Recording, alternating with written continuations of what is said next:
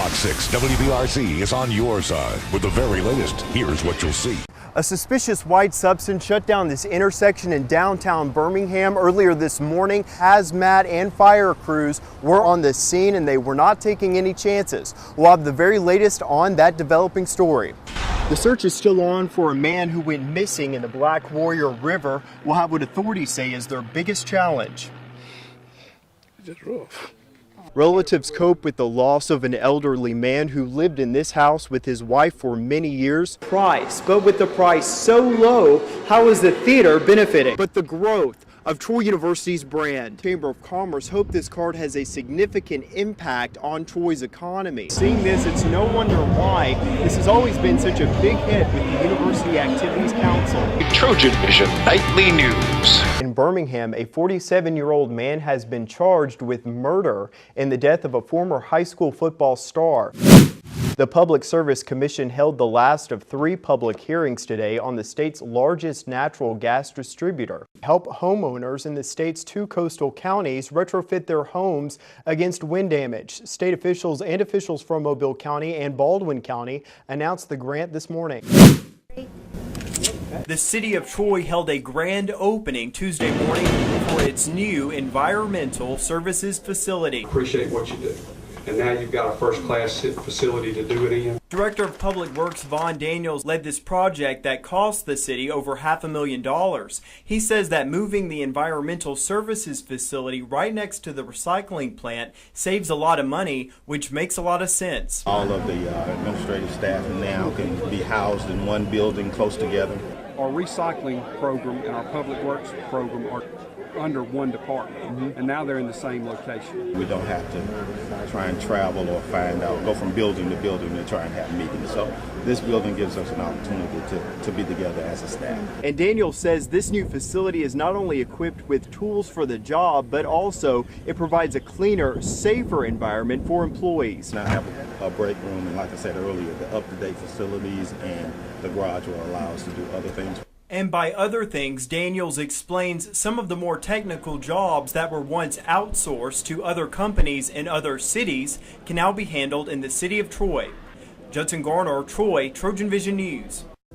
I sometimes get this. This is the first year of the new Bachelor of Fine Arts program through dance at Troy University. A student of the program, Patrick Pugh, says this year there is a stronger push within the department for both student leadership and development, and that can be seen through the fall dance show opening Thursday night. What I love about this one is that it's all student choreographed.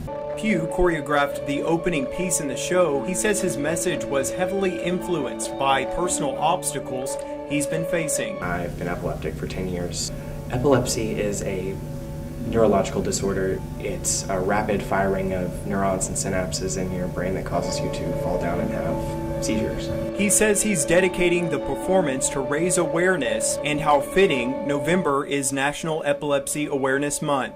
But one thing Pugh shares with most fine art dancers is that performance after performance, the physicality of the art takes a toll on the human body.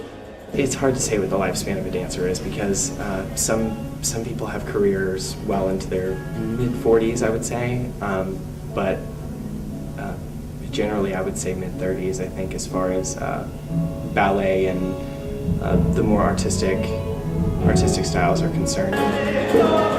Much like a student playing any physical sport, there is a time frame most people are well aware of. Pugh says the reason why students choose this as a career path is much like any other. It's simply what they love to do. JUDSON Garner, Troy, Trojan Vision News. Veronica Bryant is teaching kids that they can eat their favorite foods, but they also need other types of food so they can grow up to be big and strong. See, this is an artery, and that's inside your body, and that's all the things that your blood flows through. You see how this one is clear? This is if you eat healthy and play outside. Not a lot of kids are aware that the things that they're eating are so dangerous and can build up and hurt them. So I really feel like us telling them these things is really great, because I don't want anybody to end up like that. That's terrible. And this is just one of several stopping points at the Children's Field Health Day at the Troy Sportsplex Monday evening. Troy's Kinesiology and Health Promotions Event Management class set up activities that cover the grounds to a healthy lifestyle, from learning about hygiene to how to play with others. The point is to get kids to realize that they need to be active, but in a fun way. These kids are out here this evening learning that having fun and staying fit go hand in hand. With the obesity rate in the United States, the sooner we get the information to the children, the better. And so we're trying to show them that you can do healthy activities in a fun way. So our fitness is not push-ups and sit-ups, it's running, obstacle courses, but these obstacle courses parents can set up at their house. JUDSON, Garner, Troy, Trojan Vision News. To some, this music may sound like it's written for a science fiction film, or it could be for meditation. Jahari Harris says this type of music does tend to calm people down. Steve Reich was also a master of tension and release, I guess. His music just makes you feel on edge the whole time, and right before you can't stand it anymore, it changes.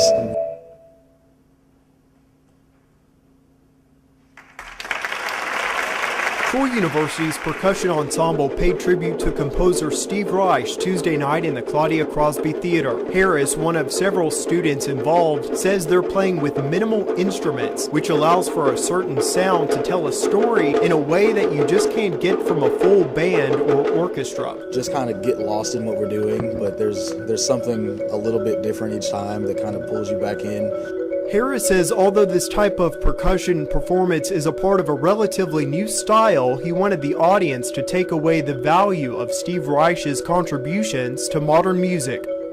Seeing how influential he was in finding percussion's identity in a chamber ensemble setting and how it changed over time.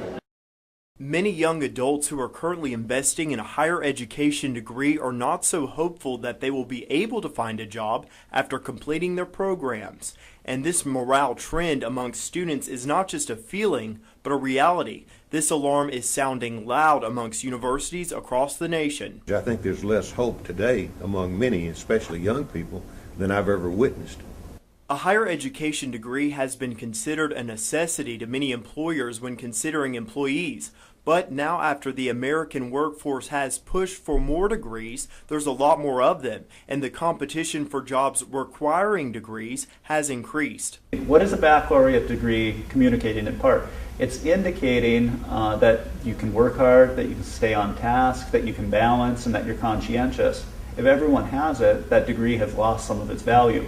A graduate now cannot rely on a degree alone if they hope to stand out in a potentially large pool of applicants. I think we have evolved into a society that almost places as much value on the degree, unfortunately, as it does the education that degree symbolizes. A future college student must know certain things about a school before they invest, because a higher education does not mean a high-quality education. Boyer says that a person should evaluate what they will get out of their investment. He specifically emphasizes this for people who consider themselves to be creative, technological thinkers. Some people, education is perhaps detrimental to that creativity.